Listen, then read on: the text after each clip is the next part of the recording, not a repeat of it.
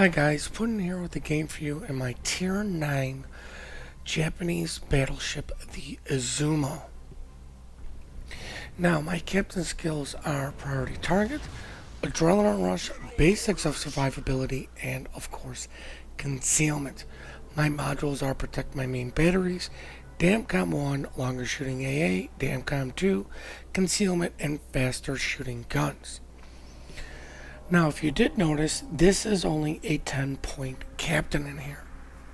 I've recently rebought the ship, and with all of my ARP captains sitting around collecting dust in my reserves, I bought this ship again when it was on sale and threw in a captain in her. Somebody did ask for some Izumo gameplay, and I usually try to play this once a day just to at least get the first win. Now, matchmaking did kind of bless me with it is technically it's a tier 10 game, but there really aren't no tier 10 battleships I have to deal with. Now we are on Okinawa, and the game plan is B and C, because going to A, it just takes you out of the fight too long. You really can't shoot over those islands like you think you can. It really depends on where the enemy's going to position in order for you to really get that to work for you. Now, luckily for you guys, you don't have to play this ship in its pre-buff state, which was you used to have to earn these guns. The turrets also got a little bit of health, which does help out, but I usually seem to lose out turrets. Now, the best thing I can say about the Izumo, it is a beast doing about tanking, and you can still surprise people if you go with the secondary build.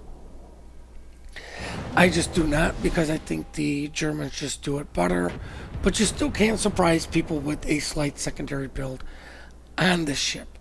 Now, I usually go for longer shooting AA on all my battleships, except for my Germans. That is because of my fear of carriers. Now, the one thing the Izumo does have, it is a very good, accurate ship, even at range. So, swapping out the longer AA module for better dispersion will help you. Because if you did not know, when you go and hover over your main battery armaments when you're in port and you're on that side, and it tells you what your max, what your dispersion is, that is max range. All the dispersion that the game tells you is at max range. The closer, obviously, the targets are, the less dispersion you get. So using the accuracy will actually help you out. But this thing, as you can see, a lot of my shots are very accurate, or a lot of the shells coming out are grouped very nicely. I believe this gets a nice sigma. I'm not 100% sure, but you know what? I'm not going to argue with this. As you can see, a lot of the shells are very nicely tight grouped together. It's just most of the things I'm shooting at, unfortunately, aren't staying broadside. Now, enough of the ship. Obviously, I'm going to cut my speed here. Try to stay angled to these two gentlemen. I also have to be wary of the destroyer. But luckily, I do have the island that I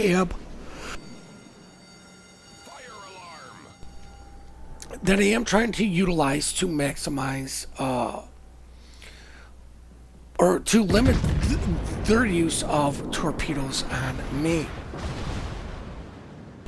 But really, with me kind of being the closest battleship, as you can see, the magic number has jumped up from 5 to 6.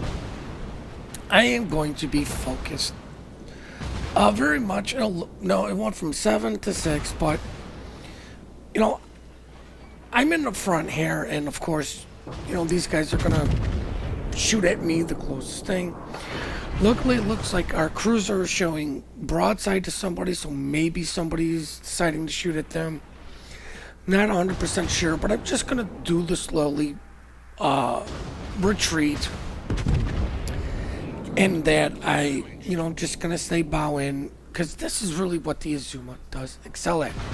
Now, because of my range to the guys at A, I can lob shells overwards. Usually you have to just get a little bit closer to B, and most people cannot lob shells over, which is why A is usually not the wisest choice. Speaking of A, our two ships at A are, well, going to die because they have more enemies at A than we do. I'm a battleship at the end of the day, might as well shoot at cruisers as I take a surprise torp as I citadel, knock out the engines of the Orleans.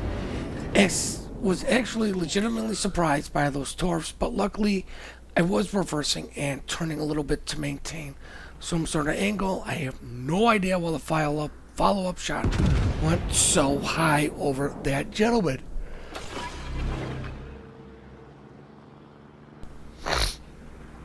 Oh, sorry about that. But I'm kind of at this point continuing my reverse to force the Iowa to be the closest thing. So hopefully things start focusing on him. But the other thing is, you can see we're starting to get into the long range game, which is actually where the Izumo is fairly strong at. I am not an excellent long range shooter, and if you are, you should absolutely enjoy this ship. But with at this point I'm thinking, okay, I'm far enough back. I need to start motoring forward. I'm getting some health back. Hopefully by the time I get forward, it'll be time for the Iowa not to be focused on, and I'll be able to take the mantle there. But of course, I value my life. I want to get rid of destroyers. Killing destroyers usually equals your team is going to win.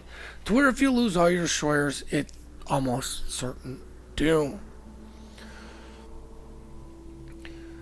Now, getting vigilance would be another strong perk for this, especially with the introduction of Pan-Asian destroyers and their near invisible torpedoes. I'm not sure how I'm going to finish out my captain skill, but I'm going to take a shot in on the destroyer because it did look like he was slowing down. Hopefully these shells will come in and land on him, and they don't. Now, we are down ships, but we actually maintain better positions than the enemy, and our remaining ships have a little bit more health than some of their low health ships. The only problem right now is we haven't been able to kill anything, and we need to desperately get guns out of the game. The longer somebody stays in, there's always the chance that they could just absolutely detonate somebody, ruin somebody, Citadel, just inflict massive damage. But instead of shooting at the cruiser, I'm going to take a shot in on the Iowa because I saw he's going broadside. He's low health, and like I said, we need to start getting rid of ships and guns as we finally get our first kill for our team and myself, is we quickly get a second kill almost 9 minutes into the game. Now I'm slowing down because luckily these torpedoes were spotted. Really nothing else for me to shoot at, and I really want to get rid of the St. Louis. I was asked by my division mate to take a shot for that, and at the time I took the shot, I just screamed, "Watch this." Boom. 3 citadels, a devastating strike, goodbye. Ted was giving me crap. He's like, what? I'm like, this is a perfect salvo out of here, but it's going against the French cruiser, so one of two things is going to happen. Dev strike or overpens. Luckily, I got the dev strike. Amages are the bane of my existence. I have a problem citadeling them. I have a problem just dealing with them. They usually get me so frustrated that I tend to overfocus them.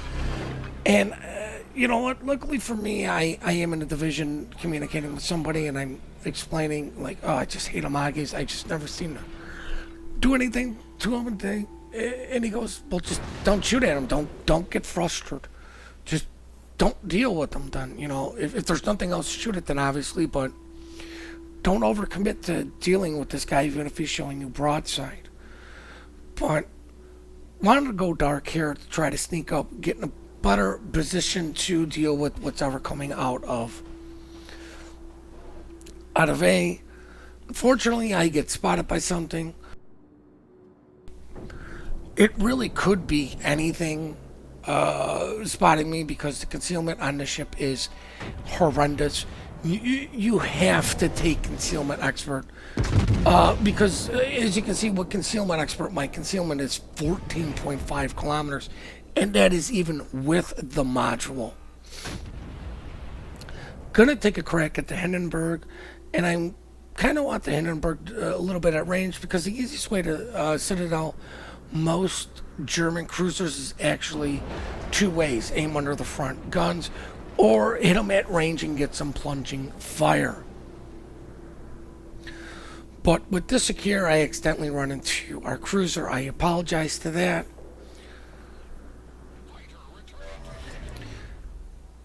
Getting my guns turned to look at the battleship, because I noticed he was showing me some side.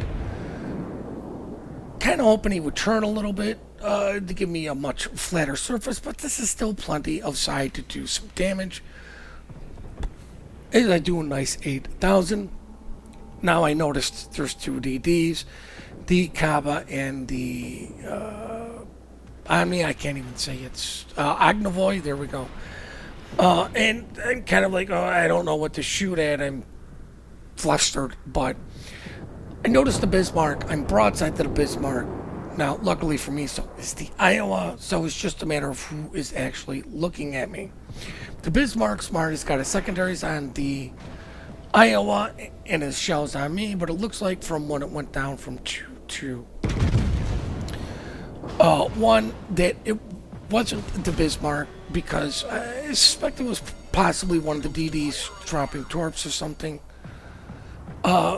Tried to take a shot in on the Hindenburg, but I got right by Dispersion as I was talking about how glorious and accurate this thing is, and look how crap Dispersion I get the closer I got to this poor guy.